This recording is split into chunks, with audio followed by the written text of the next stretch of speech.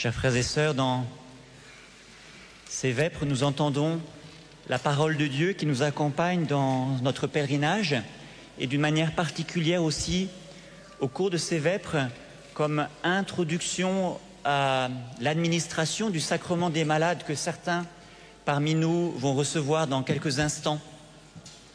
Et ce beau passage, cette brève rencontre de Jésus avec le lépreux rapporté en Matthieu chapitre 8, au début du chapitre 8, est une belle introduction à ce que nous allons vivre dans quelques instants.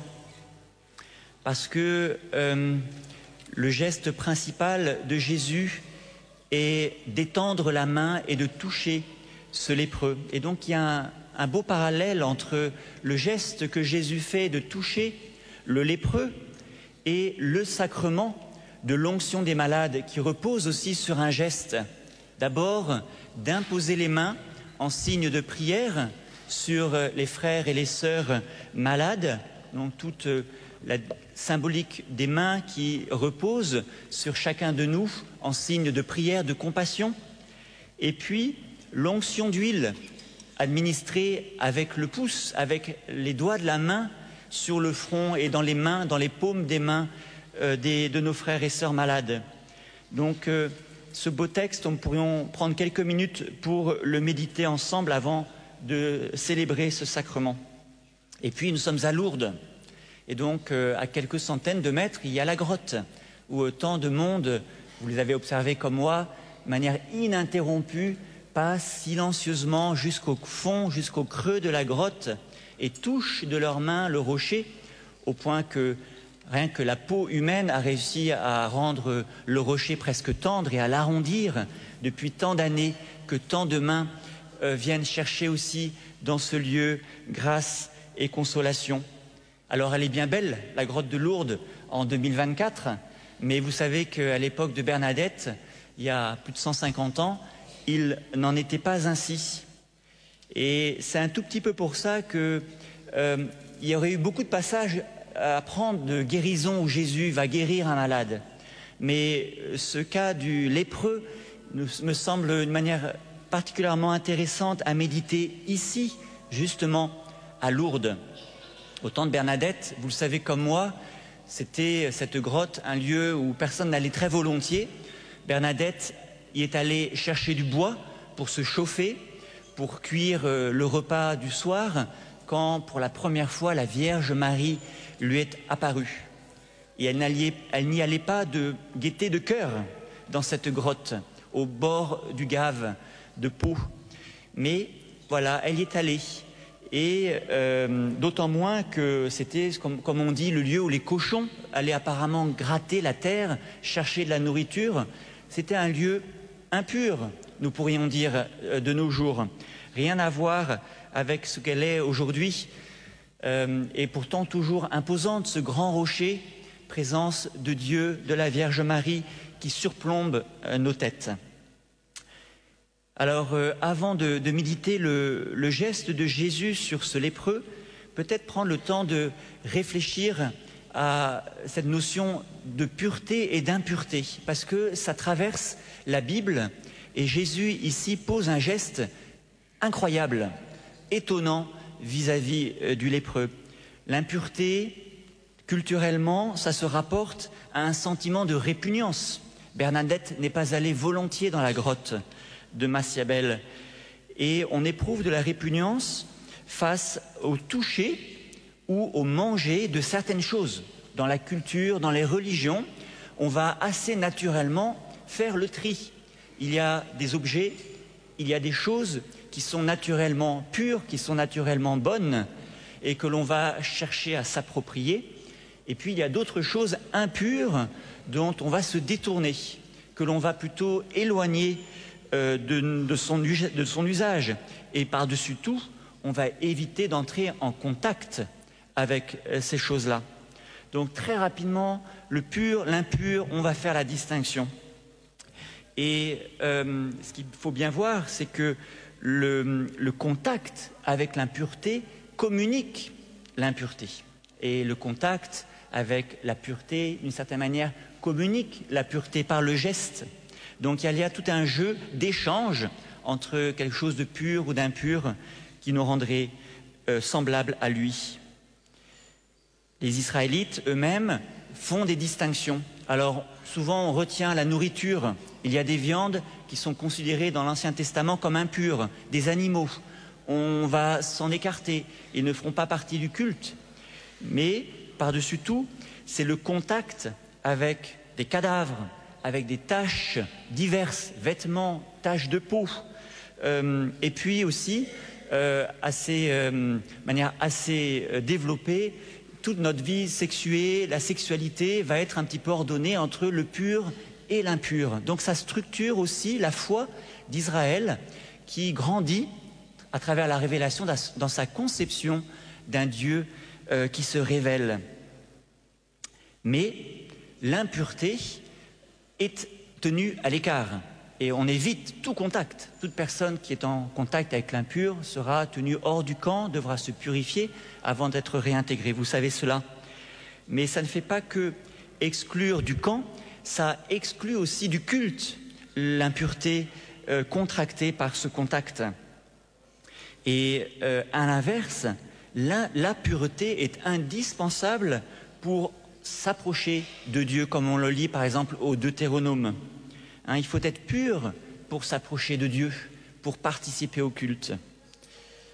Or, vous savez que tout Israël est saint, est appelé à la sainteté. Soyez saints comme je suis saint. Et est appelé à entrer en contact avec son Dieu qui s'est révélé, qui veut le libérer, qui veut l'amener en terre promise. Donc c'est tout Israël qui est confronté à cette question de la pureté et de l'impureté.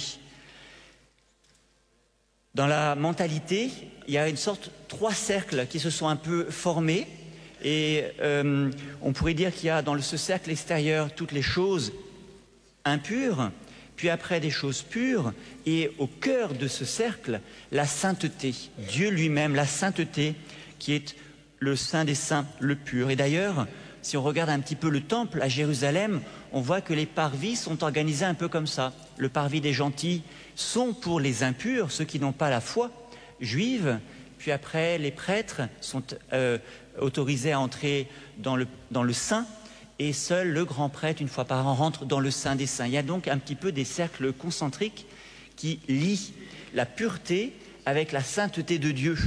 Si tu es pur, tu peux te rapprocher de la sainteté de Dieu.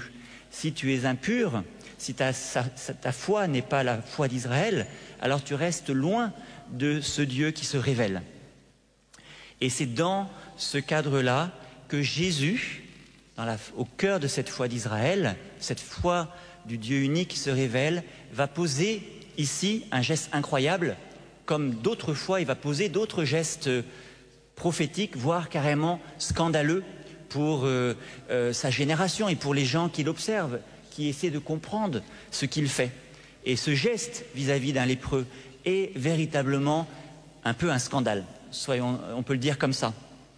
Alors, pour le lépreux, impur, par-dessus tout, impur devaient crier les lépreux, rester loin de leur communauté. Eh bien, il y a une sorte de double pénitence, un rejet social, loin du camp, loin de ses familiers, loin de sa famille, et puis éloigné du culte, une sorte de double peine, on pourrait dire quasiment une double mort, une mort sociale, une mort fraternelle, amicale, et puis du culte. Et Jésus vient chambouler tout ça. Il y a de quoi d'ailleurs être choqué par cette distance qui est mise pour tous les malades, pour tous ces personnes-là qui ne sont pas accueillies. Jésus va traverser ces cercles pour aller à la rencontre du lépreux. Alors, la lèpre, ça n'est pas une maladie parmi d'autres, mais voilà, ça vous montre un petit peu comment Jésus se comporte par rapport au malade, le plus exclu qu'il soit à son époque. Et ce qui est beau dans l'évangile que nous entendons dans cette rencontre, c'est que le lépreux transgresse d'une certaine manière, il ose s'approcher de Jésus, ce qui était loin de lui être autorisé. Et Jésus va répondre à cette approche en allant lui-même à sa rencontre. Et l'évangéliste nous dit, Jésus étendit la main le toucha et lui dit « Je le veux, sois purifié ». Donc, on a à la fois le geste de Jésus qui touche. Jésus ne risque rien. Il ne va pas contracter l'impureté du lépreux, ni la maladie du lépreux, ni n'importe quelle maladie, ni la mort. Mais au contraire, il traverse ces cercles-là pour le rejoindre dans sa solitude. Et Jésus qui a cette belle parole « Je le veux ». C'est la volonté de Dieu de se rapprocher de nous pour nous consoler, pour nous guérir, pour nous relever. C'est la volonté du Père qui se manifeste en Jésus, qui en descendant, en étant envoyé sur terre, se rapproche de nous. Et Jésus, qui ne contracte pas la maladie du lépreux ou son impureté, va transmettre au contraire sa sainteté à lui, la sainteté de Dieu. Donc il y a un très bel échange qui se fait dans cette brève rencontre entre deux cœurs qui se comprennent.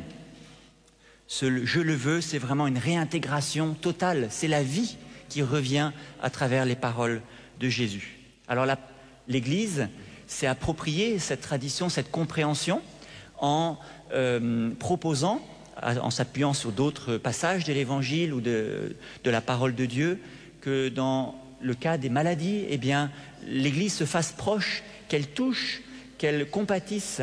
Et ça s'appuie sur, entre autres, cette rencontre avec le lépreux.